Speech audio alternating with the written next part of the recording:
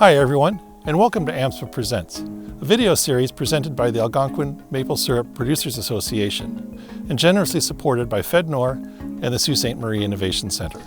In this episode, we're looking at marketing your maple products. We'll visit with 3 successful producers who've used farm gate sales, wholesale, and farmers markets to market their products. Let's start right in with Tom Stair and Farm Gate Sales. Hello Tom, it's wonderful to meet you today. Thank you for sharing with us. Mike, nice to meet you, and thank you for joining me at Sugarbush Hill Maple Farm. I got started in sugaring in the 1980s when my wife was French-Canadian. We went to Quebec with our sons to visit family, and they had a sugar shack, and we lent our willing hands to help collect sap and things, and I just fell in love with maple. And I always thought from that point on that I would like to one day become a maple producer in my retirement, which I've done now. Well, we got started here in Muskoka in 2009. We purchased 100 acres with lots of maple trees on it. And in the following years, the building was built and we started producing maple syrup in 2014. The equipment I use here is Lapierre equipment. It's the latest stainless steel equipment, and I'm wood-fired, and it makes wonderful syrup. What type of events do you host to attract customers? Well, always been a big proponent of Maple Weekend. I was, when Lanark County was the first one to do their experiment, I actually had my own Maple Weekend, and that was about 7 years ago now, and we had 800 people on my first Maple Weekend.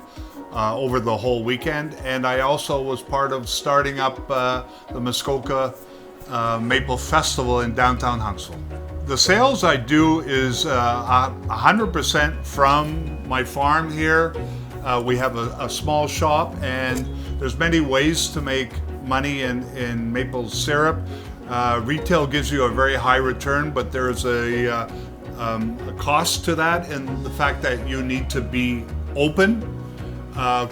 And we are open year-round, and so we need to be working, but you do have a good return on your syrup. Well, we make the typical value-added products here. We make maple sugar, maple fudge, maple barbecue sauce, maple mustard, maple butter, things of that nature, and they're very popular with our customers. The special part of our packaging is actually originated from our branding. Our logo actually comes from a piece of artwork, a Sugar Shack that I bought, a Sugar Shack oil painting that I bought in 2009. And we actually made this building have some similar traits to that oil painting with the red roof and the brown board and batten. So that became our brand.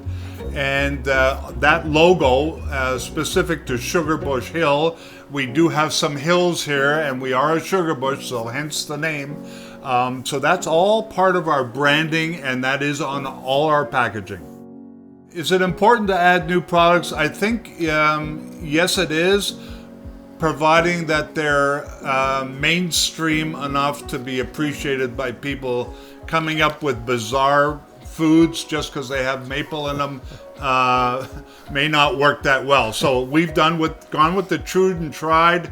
Our barbecue sauce and our mustard are made, everything's made here, and it's made from scratch. So we don't use any other finished products to make our product. We make it from scratch.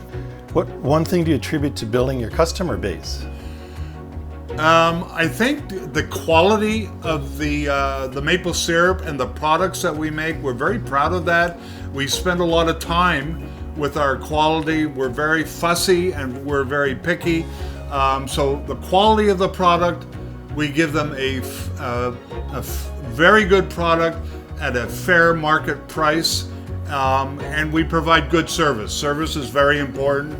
How you answer the phone, how you greet people, makes a big difference. And people want to know your story, and if you're engaging enough and can share that with people, they want to know the person that is making their food these days. And if you can develop that relationship, it's going to help you a lot in the retail business.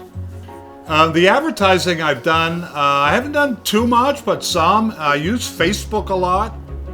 To a lot of success. We try to take very good pictures. We only post things that we believe are of interest to people, not just to post. So there needs to be enough time between posts, but not too much time. We also have a website that is highly developed. And I think it's important to have a website. If you're in a business and you don't have a website, that's like having a store on Main Street with no signage on the outside and no products in the window. People will not know you're there. So a website, folks, is really important if you're doing retail. Is there a particular demographic that you've targeted? Anyone that likes maple, 18 to 65 is our age group, so it's pretty big. Do you run an e-commerce site at all? We just had one developed in the last month, and it just went live today, so I'm just starting to learn that. We have almost sold out of our products every year that we've been selling here out of the farm, but we just wanted to be prepared with what's happening in 2020, that we're prepared to also add that as a part of our sales force. What organizations am I a member of? Well, I'm a member of OMSPA, the Ontario Maple Syrup Producers Association. I'm a member of the Huntsville voting director of the Huntsville Maple Festival. I'm also the representative for the Algonquin Local for Maple Weekend, and so those are my associations in Maple. As soon as COVID hit and there were restrictions, we went to what we call porch pickup, which was very successful. Right away, people were buying maple syrup, and we would put our product out on the porch. People would pay in advance via the phone, so that worked quite well. And what we lost out in people coming from overseas, as we've had in the past years, many people, tourists coming, is that they were not coming, but the GTA people were coming up here to visit, and so we really have not lost too much business at all. We're very careful with our, we have hand sanitizer, we wear masks, and the people are required to wear a mask once they're on the porch as well. What's on the horizon for us to grow our business? I think we're going to focus on outdoor activities. We're planning on building a trail that people will be able to walk around in a sugar bush. We think that's pretty exciting. We're also going to have some historical displays also outside. And so those will be added features that people will be easily able to socially distance and still enjoy the maple experience. We are also not just selling maple syrup at Sugarbush Hill, we are selling the full maple experience. I want to thank you for sharing your farm and knowledge with us today. You have a beautiful operation here, and wish you continued success. Thank you, Michael, and thank you for joining me today at Sugarbush Hill Maple Farm. Excellent, thank you.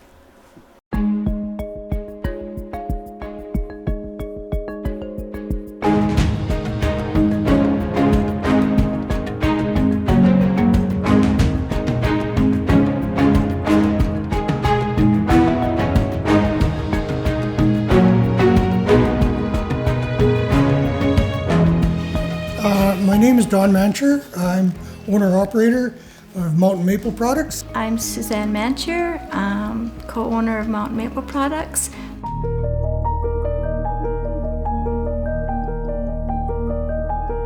We are a family-run maple syrup farm on St. Joseph Island.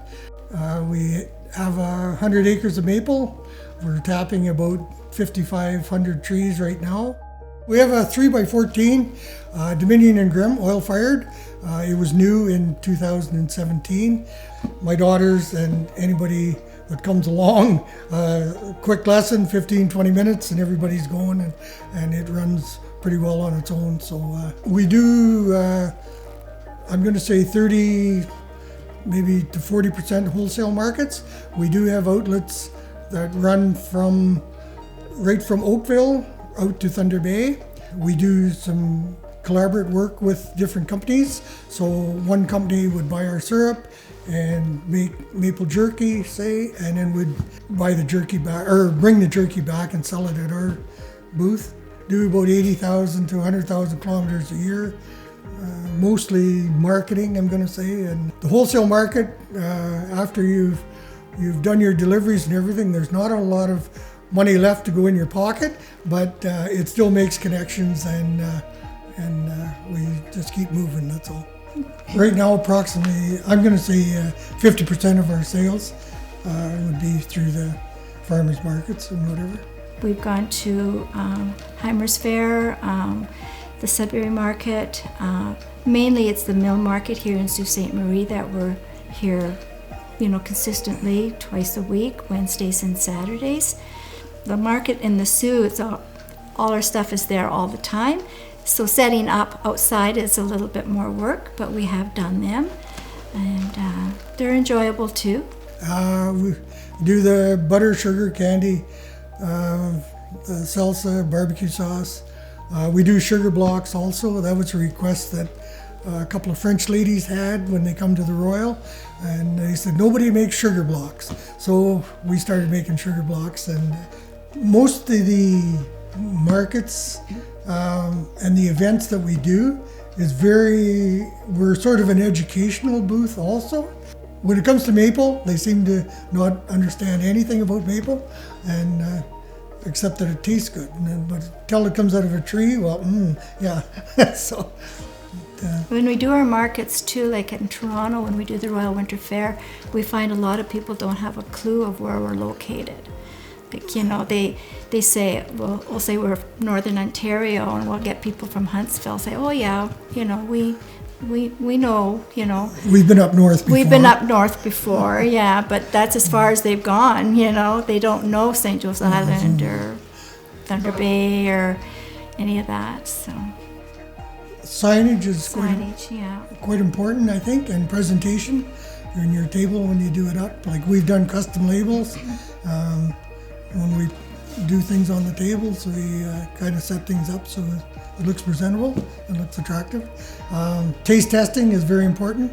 I think that's a big seller on a lot of things, especially with the 4 different grades of maple syrup. I tend to talk too much to the customers.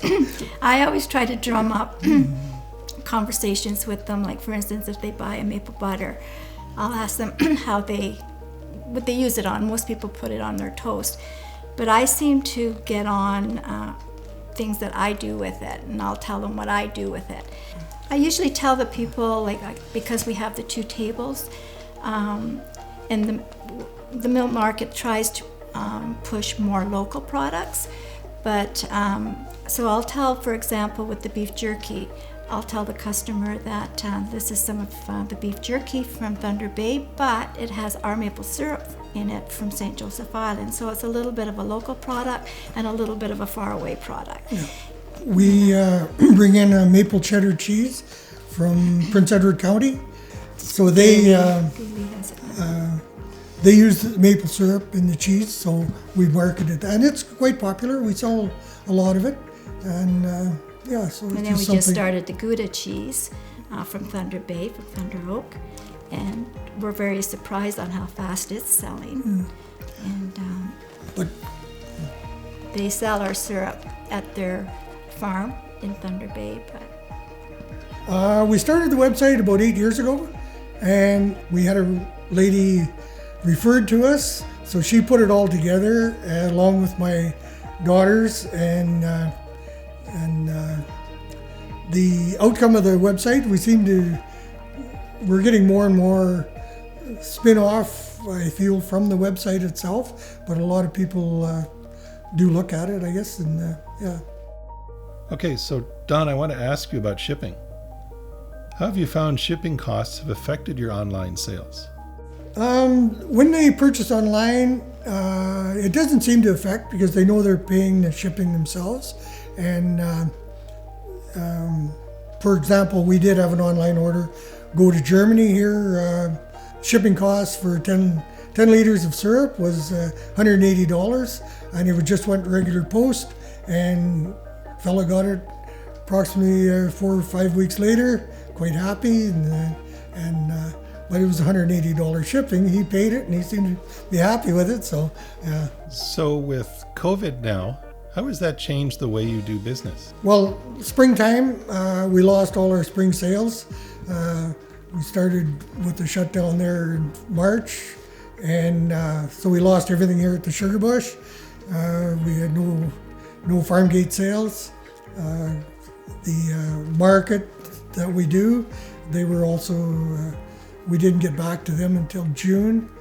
And we had to follow APH, or the Algoma Public Health guidelines. So numbers of people coming into the markets, wherever, so they were limited. The less people you do have at the market does have an effect on the sales. So if you have a larger crowd, that seems to produce more sales. So some of my wholesale markets are seasonal also. And so some of them were closed up. The tourist industry, that was shut right down.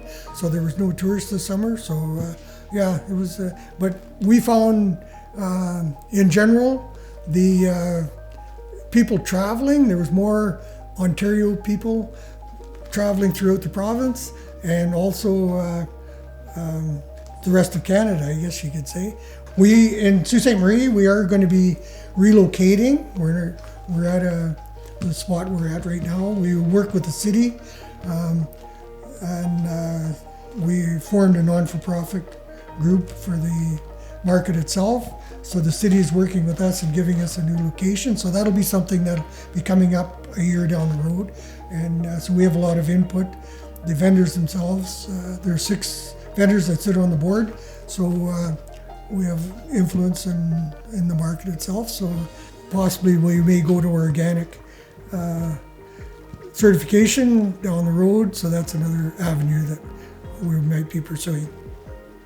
Keep plugging away at markets, that's all, because that seems to work, and yeah.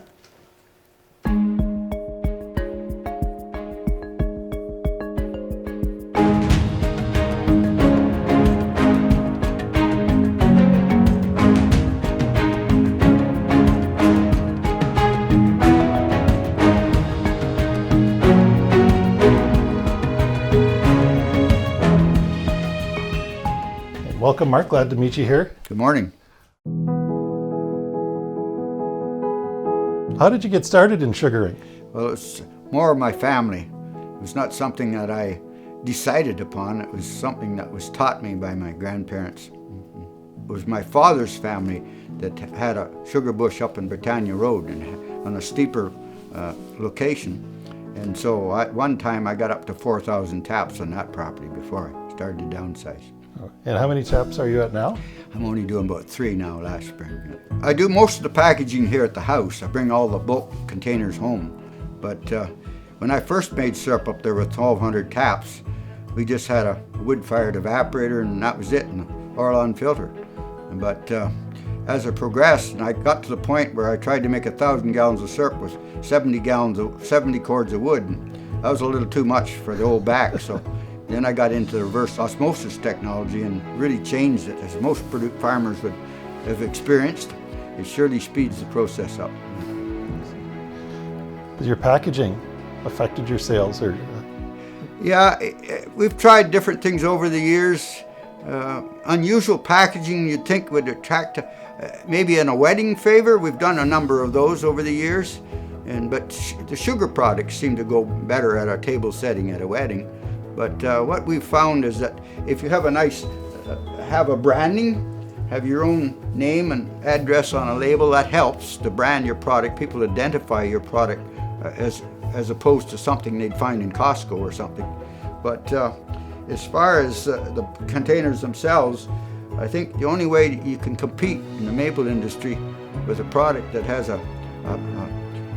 is by having a bulk purchase of containers, which means that you have to you're at the mercy of the manufacturers of the containers, I think. Is there one thing that you would attribute to having, to building your customer base? Well, probably just samples at a farmer's market and just establishing a friendship with your customers more than anything. And I always enjoyed making sugar on site at a market, which in COVID times, of course, has gone by the way of the dodo. But I always felt that if people, it always amazes me that there's so many families in Canada and that have never really tasted maple sugar, don't know what it is. They may have had Aunt Jemima syrup, but quite often we've had parents come back and for a repeat purchase, and they've stated that their children will no longer like Aunt Jemima after tasting the real stuff. So that's encouraging as well. Well, because we started marketing maple before, the advent of websites and all that, we've just had to use, like I say, samples and word of mouth, and we find perseverance. If you go to a farmer's markets, even if it's a rainy day and the weather's inclement, if you're not there, there'll always be a customer. You may not have as many customers, but there'll always be several that are looking for you and be interested in purchasing product. Do you sell anything online? We've tried that the last few years. I have a daughter that's good on the internet, but the wife, positively, I guess you could reach a larger market, but I think it's more competitive and you don't have the one-on relationship. And I also think the packaging cost is something that you have to include in your marketing strategy. You were mentioning earlier about the relationship building with your customers. Yes. Did you want to expand on that? Well, it's like our label says Mark's Muskoka, so I got sort of a nickname of Maple Mark. And so it's interesting because the parents would always buy the sugar candies for the children, obviously. They have the sweet tooth. And what we noticed, there was a cutoff point. Once young ladies got up to 16 or 17, they seemed to use their sweet tooth, whatever that is. Biologically, I don't know. But I think by establishing a rapport with the parents or even the grandparents, you get a family referral right down to the grandkids. So that's all I can say about that. What's on the horizon for you to grow your business in the future? Yeah, well, I had an old friend once. He was an electronic engineer, and he told me, he said, you're going about it wrong. Instead of making thousands and thousands of gallons of syrup, he said, you should concentrate on doing specialty markets with small quantities of high-end products. And I suppose one can do that with the sugar-added products. My wife has developed several varieties of sugar seasonings, which went very well. And but as far as maple's maple, we've tried maple jelly, we've tried other things, and some things can be loss leaders. You could sell anything if you work harder at it, but in our case, if we're doing 5 markets a week, and just to make the sugar alone for those markets, sometimes you have to put priorities, and some things just get left by the wayside. You just go with what's working. Have you found some markets work better for you, some farmers markets? Or yeah, well, I think it's more weather, and we find it's not completely true, but about a 2-week cycle. We find one market will have good sales 1 week, and you have to wait 2 weeks for that market to come back again. And I think it's something to do with the vegetable and fruit sales. Generally, the farmers will come in when the first cherries come online. You may sell a little more sugar. People are into sweet things, and then later on. So it's a complex equation. I don't know the answer to that question, but other than perseverance, I think you should be at the market even if it's a poor sales day, because the wife's looked back on her record. She's a good record keeper, and she says, which market should we should prioritize or make extra product for? She says, it's a hard one to guess because sometimes there's a 2-week lag from one year to the next. Mark, I want to thank you very much for taking part of this and helping us out, and wish you all the success in the future. Yeah. Thank you very much, Michael.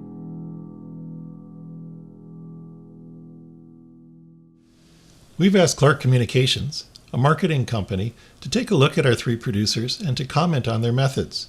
Are there any suggestions they might make to increase their results? Here's what they had to say. Hey everybody, my name is Paul Myers. I'm with Clark Communications and I'm the VP of Digital Services. And with me today is Brian. Brian, introduce yourself, please. Hi everyone, thanks for having us. My name is Brian Tangney, Director of Client Services with Clark Communications.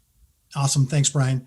So we had the privilege of listening to those last 3 interviews interview from with Tom at Sugarbush Hill, with Mark at Mark's Maple, and with Don and Susan from Mountain Maple Products. And it was excellent and awesome to hear these guys talk about and share the story of their businesses. So, when we look from a marketing side and we see all the awesome things they're doing, and I'm just going to list a few things here, like their organic social media presence. When we look at all the Facebook pages and all the postings, they're doing a fabulous job. I can see in there that they've got a lot of Google reviews and Facebook reviews. I see they all have an e-com option, which is super important to have nowadays. People need to be able to buy your products and services from your website. And I think we've learned that with COVID. So it's fabulous that they're all doing some e-com. I love the partnering and cross-promoting from Maple and beef jerky. I think that's a great idea. You're doing farmers markets, fabulous. I love farmers markets. And you're also doing live tastings. I mean, that's awesome. Put the product right in my hand. I get to taste it, touch it, smell it. It's perfect. But there's also an element that you may want to consider, which is digital marketing and the paid traffic side of things. So right now, you're doing a lot of organic posting on Facebook and Instagram and all these platforms, which is fabulous. Don't stop. But there's also an option to use paid traffic through those same platforms to increase reach, audiences, and inevitably revenues, because that's really what it's all about. So when I look at digital marketing, I think that's where the eyeballs are. Digital marketing is where all people are right now. They're on their mobile devices, their tablets, their desktops. So let's try to tell a story or sell the experience of what you guys offer. And you can really do that easily through video. So I thought maybe this is something like video helps you get know me, like me, trust me across to your audience. And when people get to know you, get to like you, and they trust you, they'll exchange their dollars for your product. So you can best convey that through video. So I was thinking perhaps you guys might entertain something like a Did You Know series, something where you have reverse osmosis. And I don't know anything about that, but there might be a great video that you could do in your farms to show people what that process looks like. Could be showing us, tapping a tree, what that process looks like. And then these videos you create are great to put out into the market as ads. And you can generate generally a lot of interest and sales from this type of marketing. What about trail walking? You guys got beautiful trails. One of you mentioned you had 5,000 tapped trees. Well, that would be an incredible walk. So what an experience you could sell to people in Southern Ontario to perhaps come up and experience this whole maple syrup process. So anyways, that's kind of, Brian, what I was thinking as far as the start would be getting into more digital, getting into paid traffic, and seeing if we can increase revenues and audiences from there. Mm-hmm. And I know you come from it from a whole different side. So maybe tell us a little bit about, I know you're going to talk about branding, messaging. Maybe talk to us a little bit about that. Yeah, for sure. Thanks, Paul. I love participating in this virtual panelist type style in today's world. And we are doing a video on digital. Right on. Or social. Yeah. So this is the world we're living in. I'm going to kind of piggyback off a few things you mentioned about brand story and experience, which in the digital world, you can really, really leverage that easily and inexpensively and super effectively, like you were mentioning. So brand story and experience, although I'm kind of a client service, as Paul mentioned, my background is branding and I just love consumer behavior. So brand story technically revolves around the brand experience. If you talk to any creative director, they grasp onto a story, and that story turns into the messaging, especially in this industry. So I think, again, kudos to the interviews that we've seen where they were really telling great stories and great history about their businesses. So keep telling your story and then evolve it into different platforms. So love it. There's traditional, which everyone, especially in this industry is maintaining, and then evolving into digital. So then that brand experience can become both traditional and digital. For example, taste testing you mentioned. If you're at a farmer's market, iPhones and cameras these days, and a lot of my digital world I learned from you, Paul. So, yeah. So you can easily capture 30-second snippets just with your iPhone, because I think the quality of iPhones and Samsungs are so high quality, they can translate onto your post or website in the matter of minutes later that day. So now you're combining traditional and digital together. And when I talk brand, I talk business. So whenever I say the word brand, I'm talking about their business. And so within a brand, you can think of brand promises. So if you're environmentally friendly, well, you need to prove that you're environmentally friendly through your brand promise. Innovations, every industry and every brand's always innovating. The act of purchasing. So again, we're talking about brand experiences, and that act or that moment of purchase is key, right? That surrounds an entire experience of a brand. So whether it's e-commerce or at a farmer's market, we heard in the interviews how important service is, right? Face to a name and educating. So if that moment of purchase falls flat, then that can affect customer service, which could affect branding, which could affect your perception. So that was one thing I wanted to mention, was kind of how a brand revolves around your promises, your innovations, your purchasing moment, and in the world of digital, there's different purchase transactions happening now, right? So people can start losing that relationship, but you don't have to in e-commerce world. You can still have great customer service and consumer. The experience surrounds everything. This is really good, Brian. As you can see, we get pretty passionate about this, and we can go on and on. There's so much opportunity. Looking at these individual interviews, they've done so well with pivoting, and one of them mentioned porch pickup. I thought that was awesome. Yeah. Because everybody's saying curbside, and he's pivoting to porch pickup. So, but listen, digital is your friend. Branding is your friend. Sell the experience, sell the service, the product will follow. Make sure you're e-com ready, and you'll get through everything and grow your business so you can grow your revenues. So I don't know what more we can add. Thank you, Brian, for hopping on. I greatly appreciate it, and I guess we'll see you soon. Yeah, thank you, everyone. So happy to be involved. Thank you. Bye-bye.